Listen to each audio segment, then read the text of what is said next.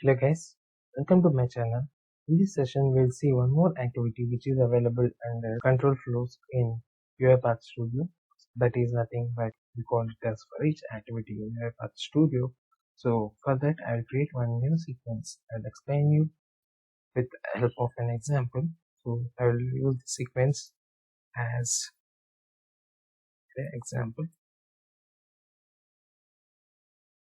So here in this example, we create an array and we try to iterate the elements which are available in the array. So basically for each loop is useful to iterate a collection of items. For suppose if you have any array so which is contains a lot of items which stores multiple homogeneous items. So those items, if you want to work on those, we need to iterate them one by one. So that time we can use this for each loop. Or if you are working with collections, so we use this for each loop. So just like in programming languages, we also have the same syntax in UiPath Studio as well. So now I will create a new array in the variables panel. So I will use the variable name as array. So of type integer. So here it is an array example, scope as an integer. So I need to update this variable type as array of. So here by default it will be in int32, which is my integer array. So here my scope is an example, and I will use initialize this here as well. So I'm keeping the values as 1, 2, 3, 4, 5 like this. So if you want to print this, so we can use this for each loop. So go to the activities and search for activity as for. So here we can see under the workflow for each is available. Just drag and drop into our designer panel. So here we have a fields called for each item in VB expression and body. So here we need to provide the expression, so from which we want to iterate the elements.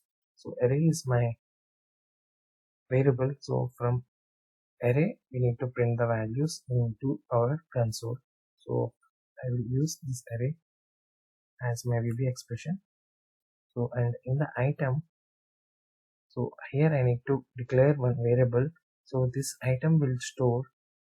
So I will use the same item as my index, which we call.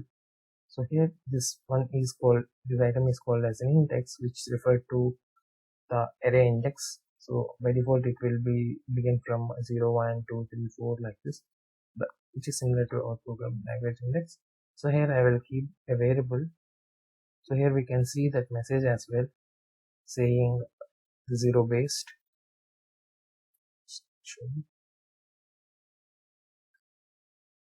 So 0 based index of the current for each loop. So here I will keep the variable as item.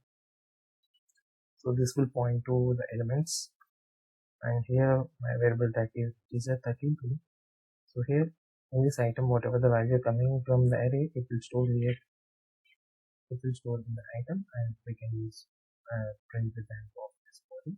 So here I will write the output of the item in the control console panel. For that, search for right line, drag and drop into our body. So now this will print the values which are available in the item one by one. Skipping this item.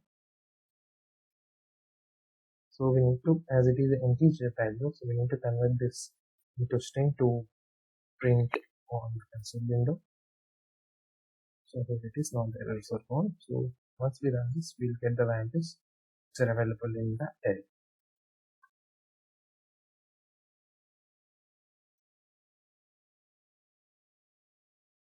So now we can see the values in our output panel, saying 1, 2, 3, 4, 5, which we have provided in the array. So like this, we can implement this for each loop in our sequences or in the workflows.